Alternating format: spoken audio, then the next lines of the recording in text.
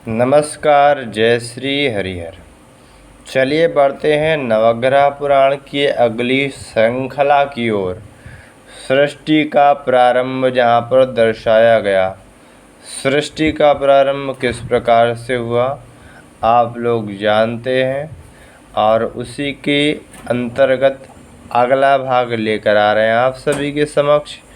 आप केवल अपनी आंखें बंद करके सुनते रहिए, और आप हमारे YouTube चैनल को अवश्य ही सब्सक्राइब कर लें। सब्सक्राइब ज़रूर करिए आप सभी लोग हमारे YouTube चैनल को, और बेल आइकन को दबाना ना भूलें ताकि नई वीडियो की नोटिफिकेशन सबसे पहले आप तक पहुंच सके। तो इसलिए subscribe my YouTube channel and press the bell icon.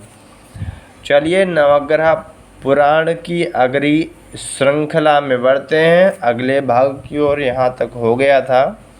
आप लोग सिर्फ आंख बंद करके, बंद आंखों से केवल सुने। तो चलिए बात करते हैं, अगले श्रृंखला में बढ़ते हैं। तो देखिए फिर इसके बाद चालू हो जाएगा सूर्य ग्रह पर, सूर्य ग्रह के जन्म की कथा। तो नवग्रहों के टोटल जन्म की कथा सुनेंगे। सूर्य, चंद्र, मंगल, बुध, गुरु, शुक्र, शनि, रवि इत्यादि सारे ग्रहों की आपको जन्म की कथा सुनने को मिलेगी। चलिए बढ़ते हैं श्रृंखला की ओर। तो देखिए, यह प्रसूति को पत्नी के रूप में प्रदान किया था। सक्रम अवगाहित हुआ हूँ, पिताश्री दक्ष ने आनंदित होते हुए कहा, जाओ संपर्क सृष्टि विधान द्वारा सत संतति पाकर हमारे आदेश व आशय को सफल करो। ब्रह्मा ने कहा। सृष्टिकर्ता द्वारा सृष्टि विद्या को जानकर दक्ष ने पति धर्म का निर्वहन करते हुए दाम्पत्य विधि का आचरण किया। काल कर्म में दक्ष दंपति को 13 कुमारियाँ हुईं। 13 कुमारियाँ कौन कौन सी हुईं? आदिति, दिति, धनु, विनता, कद्रुव, सिंहिका, क्रोध, क्रूर, कपिला, मुनि, अनायु, काल, प्राद नामक पुत्रियाँ हुईं। युक्त वयस्क हुई। अपनी 13 पुत्रियों को दक्ष प्रजापति ने मरीच पुत्र कश्यप प्रजापति से विवाह करवाया। कश्यप ने अपनी 13 पत्नियों के साथ गृहस्थ आश्रम का जीवन आरंभ किया। काल क्रम में कश्यप प्रजापति संतानवान हुआ। उसकी ज्येष्ठ पत्नी आदिति से इंद्रादि देवता उत्पन्न हुए। आदित्य की संतति होने के कारण वे चलकर आदित्यगण और आदित्यगण कहलाए। दित्य को हिरणाक्ष, हिरण्यकश्यप और वज्रक नाम पुत्र हुए। तामसिकता युक्त राक्षस लक्षणों से भरपूर व्यक्तित्व लिए हुए उसके दित्य के पुत्र होने के कारण वे दैत्य कहलाए। धनु नामक कश्यप पत्नी को मैं, विप्रचित्ति, शंबर, नमुचि, पुलोम, असिलोम, विरूपाक्ष इत्यादि राक्षस गुणों से युक्त पुत्र हुए। दित्य पुत्रों के कारण वे दानव कहलाए। अरायु नामक पत्नी को विक्षर, बल, वीर, वृत्तासुर नामक पुत्र राक्षस गण कहलाए। काल को विनाशक क्रोध नामक पुत्र हुए। मुनि को भीमसेन, उग्रसेन आदि गांधर्व पुत्र हुए जो देव गंधर्व कहलाए। प्राद नामक पत्नी को भी देव गंधर्व संतति हुई। क्रोध को क्रोध वसु, क्रूर को सुचंद्र, हंत चंद हुए। इतर पत्नियों को पक्षी जंतु संततियों ने जन्म लिया। और देव लक्षणों से युक्त आदित्य पुत्रों को राक्षस लक्षणों से युक्त दिति, धनु, अनायु तथा इतर कश्यप पत्नियों से प्राप्त राक्षस गुणों से युक्त पुत्रों में द्वेष, असूया, वैर भाव जन्म से ही आ गए।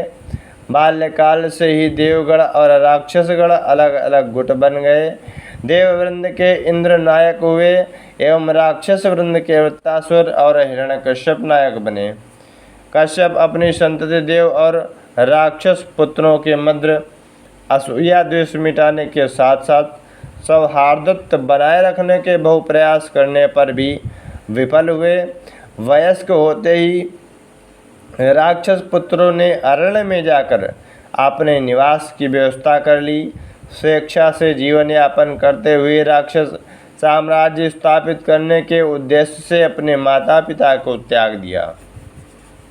अपने भाइयों की तरह ही देवगण भी अपना साम्राज्य स्थापित करने की आशा से आदिति पुत्र सहित इंद्रादिगण भी सुदूर चले गए। इससे आदित्य कश्यप गहरे विचारों में डूब गए। आश्रम छोड़कर अरण्य पहुँचे राक्षस कुमारगण निवास मंदिरों की आवश्यकता को देख हिरण्यकश्यप और वृत्तासुर ने अपने सहोदर में से अपने लिए अद्भुत भवन निर्माण करने के लिए आग्रह किया। भवन निर्माण के लिए मैंने ब्रह्मा से सहायता पाने के लिए तपस्या की। तब मैं को ब्रह्मा का साक्षात्कार हुआ। मैंने अपनी इच्छा प्रकट करते हुए कहा, पितामह, मुझे मंदिर निर्माण में कौशल प्रदान करें। भवन निर्माण कला में मेरा यश शाश्वत बना रहे, ऐसा वरदान दीजिए। मैं यह नैपुण्य किस लिए और किसके लिए? ब्रह्मा ने पूछा। दैत्य दानव काल के भातृगण राक्षस सुंदर साम्राज्य स्थापित करने जा रहे हैं। उनके लिए सुंदर सुंदर भवन निर्माण करने हैं। इंद्रादि देवतागण भी तो तुम्हारे भाई हैं ना, वे भी देव साम्राज्य स्थापित करने जा रहे हैं। आवश्यकता पड़ने पर उनके मंदिर भवनों का तुम्हें ही निर्माण करना होगा। उस कार्य को पक्षपात रहित करने के लिए निबंधन सहित तुम्हें यह वर प्रदान करूँगा। ब्रह्मा ने कहा। मैंने स्वीकार किया। ब्रह्मा ने वर प्रदान कर दिया।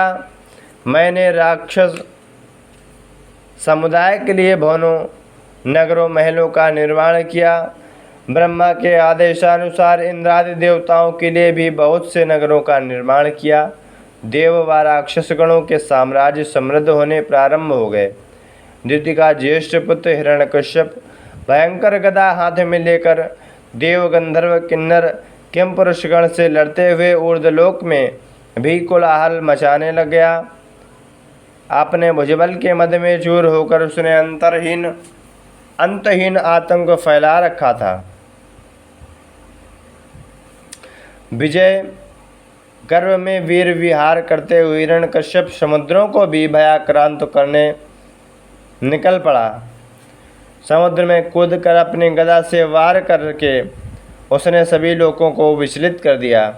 सती समेत तपस्यारत ब्रह्मा के मानस पुत्र स्वयंभू मनु ने अब अपने कर्तव्य निर्वहन के शुभारंभ के समय का अवगाहन कर स्वयं के द्वारा भूलोक में मानव सृष्टि करने के विचार से पृथ्वी की खोज करने लगे, तो उनको पृथ्वी कहीं भी दिखाई न पड़ी। अंततः भूलोक का पता लगाने के लिए वे ब्रह्मा जी के समीप जा पहुँचे। जनक, आपके आदेशानुसार साधना सिद्ध की मेरा कर्तव्य और उसका निर्वहन विधान ध्यान गोचर हुआ, लेकिन मानव जात की उत्पत्ति करके ठहरने के लिए पृथ्वी दिखाई नहीं दे रही है। ब्रह्मा से मनु ने कहा, मानव जीवों के निवासार्थ भूगोल की सृष्टि बहुत पूर्व ही मैंने कर दी थी, परंतु वह अब समुद्र में डूबी हुई है। उसका उद्धार कार्य मेरी शक्ति से परे है। श्री महाविष्णु से प्रार्थना करूँगा। दिति कश्यप के पुत्र हिरण्याक्ष राक्षस जलादिवासों पर विजय पाने की दुर्बुद्धि से सागर में कूद कर वहाँ स्थित भूमि को उसने दबा कर रखा है।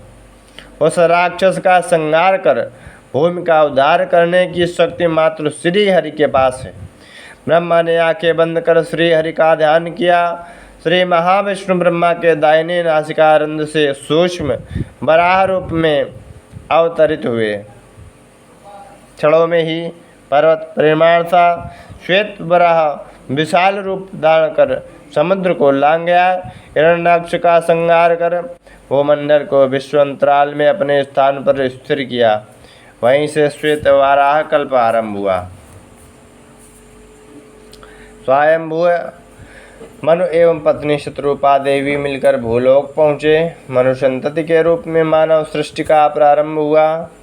हिरण्याक्ष की मृत्यु उनके भाइयों दैत्य दानवों को विशेषतः उसके साथ जन्मे हिरण्यकश्यप में इस घटना से बदले की भावना प्रबल हुई। विष्णु के प्रति इसका प्रतिकार लेने का आक्रोश हिरण्यकश्यप में घर कर गया। उसने इसका व्रत तक ले डाला। कश्यप आश्रम में भी विषाद भर गया। हिरण्याक्ष की माता अदिति दुखी होकर विष्णु पर आक्रोशित हो उठी। धनु ने भी अदिति का साथ दिया। इतर राक्षस माताएं भी साथ हो गईं। लोग कंटक की तरह व्यवहार करने वाली कोई भी हो, हिरण्याक्ष की तरह उसका अंत हो जाएगा। जगत के जनक श्री महाविष्णु के हाथों मृत्यु को प्राप्त करना महाभाग्य है कहकर अपनी राक्षस माताओं को समझाने का प्रयत्न भी कश्यप प्रजापति ने किया।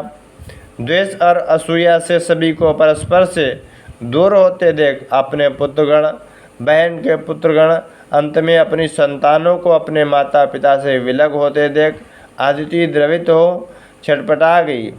बहनों बिंता एवं कद्रुआ ने उसे सांत्वना दी।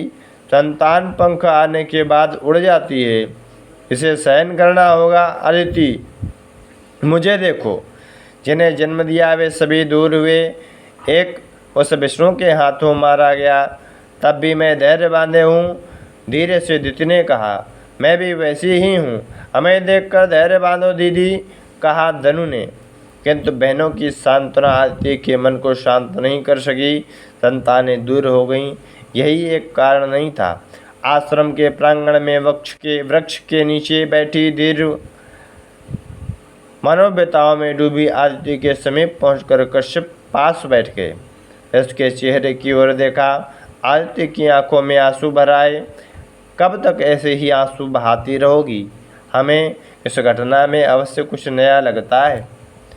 संभवतः संयोग और वियोग प्राणियों में सहज लक्षण के रूप में संक्रमित हुआ है।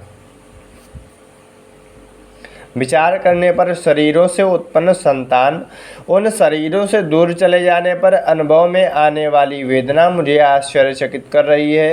हृदय कड़ा कर लो अदिति, अपने कुमारगणों ने अलग अलग राज्य स्थापित कर लिए हैं, महल निर्माण कर लिए हैं, अब भी दुखित रहने का कोई अर्थ नहीं है। अदिति ने अपने आंसू पोंछ लिए और बोली, मेरी चिंता का एकमात्र कारण अपनी संतान हमें छोड़कर चली गई यही नहीं है। एक ही आवास में जन्मी संतानें परस्पर द्वेषाग्नि में दहन होकर विनाश को आवाहन दे रही हैं। आपस में उनके विपरीत प्रवर्तन मुझे निरंतर दुखित कर रहा है। कश्यप ने एक असहाय गहन श्वास छोड़ा, फिर अनुनय पूर्वक अदिति के सिर पर हाथ फेरा। स्वामी, मेरी एक इच्छा है, पूरी करेंगे? अदिति ने उसी स्थिति में पूछा। कश्यप ने हंसकर कहा, सतियों की इच्छा पूर्ति करना पतियों का विधान है, धर्म है। पूछो। एक द्वेष असूया विहीन व्यक्ति, सभी पर समान पक्षपात रहित दृष्टि रखने वाला, लोगों का हित करने वाला पुत्र मुझे प्रदान करें स्वामी, कहकर अपने सिर का पल्लू दोनों हाथों से फैलाकर वह पति के सामने खड़ी थी। कश्यप ने अदिति को मुस्कुरा कर देखा। अदिति, वह पल्लू मेरे सामने फैलाओ मत, उसके लिए तुम्हें भिक्षा देने वाला व्यक्ति अन्य है। कश्यप हंसते हुए रुक गया। स्वामी, अदिति के कंठ से आश्चर्य उच्चरित हुआ। हाँ अदिति, मैं केवल अपनी संतानों मात्र का जनक हूँ। मेरे दिए हुए भिक्षा के पुत्र कैसे हैं, या तो तुम देख ही चुकी हो। अपने आंचल को उस जगत जनक के सामने फैलाओ। जगत जनक से अदिति का आश्चर्य अब भी समाप्त नहीं हुआ था। हाँ, उस जगत जनक श्री महाविष्णु से प्रार्थना करो। तुम्हारे इच्छित फल महत्तर सगुणों वाला सत्पुरुष प्रदान करने की क्षमता उस एक देवों के देव के पास ही है। कश्यप ने शिख देते हुए कहा, स्वामी, क्या वे स्वामी मेरी कामना पूर्ति करेंगे, मेरी कामना अनुसार सत्पुत्र प्रदान करेंगे? सच बताइए स्वामी, मेरी आशा पूरी होगी ना? अदिति भावावेश पूर्वक पहुँच बैठी। तुम्हारी वह आशा नहीं है, आशय है। तुम्हें या तुम्हारे कुटुंब का क्षेम चाहकर पुत्र की कामना करना आशा होती है। तरतम भेद विहीन लोक कल्याणकारक उत्तम पुत्र की इच्छा करना आशय ही है। आशा स्वार्थ है, आशय उदात्त आशय साधना के लिए दैव अनुकूल हैं, अतः निश्चित ही तुम्हारी कामना पूरी होगी। सुंदर वर्णन किया स्वामी अत्रि ने हर्षित होकर कहा, आज ही से तुम अपनी तपस्या आरंभ करो। तदेक ध्यान से परम पुरुष को प्रसन्न कर लो। कश्यप ने अदिति को प्रोत्साहित करते हुए कहा। अदिति ने उठकर आगे झुककर कश्यप के चरणों का वंदन किया। आशय सिद्ध होने का मुझे आशीर्वाद दीजिए। कश्यप ने अदिति के मस्तक पर हाथ फेरा, उसकी भुजाओं को पकड़कर उठाते हुए अदिति की आंखों की गहराई में देखते हुए विष्णु प्रसाद सिद्धिरस्तु कहा। तो सृष्टि की श्रृंखला, सृष्टि की रचना की श्रृंखला यहीं समाप्त होती है। अब अगली श्रृंखला आएगी नवग्रहों का जन्म का प्रथम खंड यानी सूर्य जन्म की कथा, अगली श्रृंखला के रूप में हम लेकर आएंगे। तो अभी आज के लिए इतना ही, इस भाग के लिए इतना ही। अब प्रथम भाग सूर्य ग्रह जन्म की कथा के रूप में उपस्थित आप सभी के समक्ष लेकर आऊँगा। तो आप सभी को अगर अच्छी लगी हो यह कथा, सृष्टि के प्रारंभ की कथा आपको अच्छी लगी हो, तो आप हमारे YouTube channel Harihar 9 astrology everyday को अवश्य ही सब्सक्राइब कर लें, ताकि आगे से हर नवग्रह जन्म की कथा, इसी जन्म की कथा के बाद इनका विवरण और भी है, आप नवग्रह से संबंधित सारी चीज़ें जान सकते हैं आप इस नवग्रह पुराण के माध्यम से। तो आप हमारे YouTube चैनल को ज़रूर सब्सक्राइब करके रखें और इस लिंक को सभी तक शेयर करें। आप देखें ना, वीडियो ना देखें, तो आप केवल सुन ही लें, सुनने मात्र से ही आपको जानकारी हो जाएगी। और बिना स्किप किए सारे वीडियो हमारे देखें, बिना स्किप किए, क्योंकि स्किप करेंगे तो आपको पूरी जानकारी नहीं मिल पाएगी। बिना स्किप किए सारे वीडियो आप ज़रूर देखें और सब्सक्राइब हमारे YouTube चैनल को कर लें और बेल आइकन को दबाना ना भूलें। आप बेल आइकन को दबाएंगे तो आपको नई नई वीडियो की नोटिफिकेशन मिलती रहेगी सबसे पहले आपको। तो सब्सक्राइब माय YouTube चैनल। नमस्कार, जय श्री हरिहर आप सभी को।